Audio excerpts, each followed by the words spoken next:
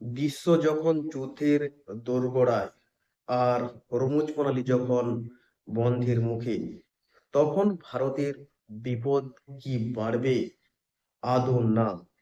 মোদী সরকার আর ভারতের নৌবাহিনী তৈরি করে ফেলেছে এক সিক্রেট বাইপাস, যা শত্রুর চোখ এড়িয়ে অনায়াসে ভারতের বন্দরে পৌঁছাবে ক্রুড অয়েল, পেট্রোল আর গ্যাস।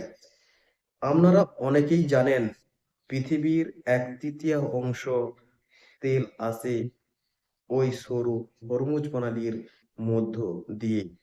ইরান ইসরায়েলের যুদ্ধ আর ইরানের অতিরিক্ত ট্যাক্স চাপানোর ফলে যে কোনো সময় বন্ধ হতে পারে হরমুজ প্রণালী।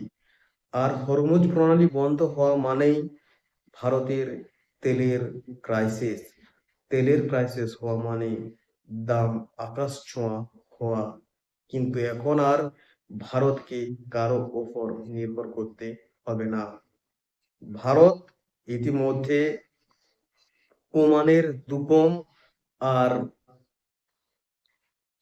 আরব আমিরাতের ফুজায়রাহ বন্দর ব্যবহার করে আরব সাগরের বুক চিরে তেল আনার সিদ্ধান্ত চূড়ান্ত করে ফেলেছে। এর ফলে পারস্য উপসাগরের ওই বিপজ্জনক পথে আর ঢুকতে হবে না।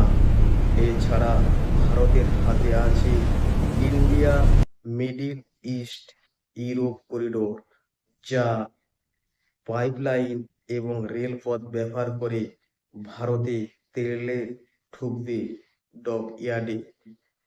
শুধু তাই নয়, ভারতের নৌবাহিনীর যুদ্ধ জাহাজগুলো এখন টহল দিচ্ছে আরব সাগরে 24 ঘন্টা, যাতে ভারতের তেলবাহী জাহাজগুলোর ওপর কোনো জলদস্যু বা বিদেশি শক্তি বাধা দিতে না পারে। ভারত এখন নতুন ভারত। ভারত সংকট সামলাতে জানে, আটকাতে নয়। ভারতের এই স্মার্ট মুভ আপনার মতে কেমন লাগছে কমেন্টে জানান। আর ভিডিওটি শেয়ার করে সবাইয়ের কাছে পৌঁছে দিন। ভারতের এখন জ্বালানি সিকিউরিটি আগের চেয়ে অনেক বেশি শক্তিশালী। জয় হিন্দ, বন্দে वन्दे মাতরম। मातरम् वन्दे मातरम् वन्दे मातरम्।